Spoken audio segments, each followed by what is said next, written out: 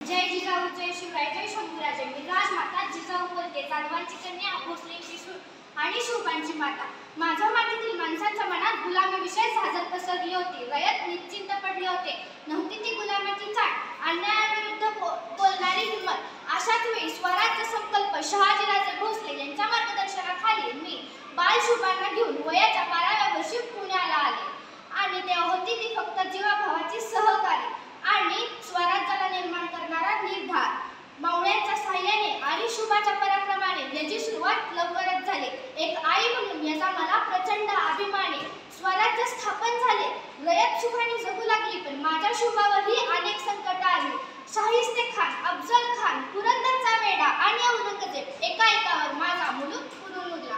माझा शुभा छत्रपती झाला. ना वाकणार ना झुकणार, अन्यायाविरुद्ध पलटून वार करणार, सन्मानानेच जगणार आणि सन्मानानेच मरणार. हे हिंदवी स्वराज्य आहे. ते आयाबायांची पूजा केली जाते.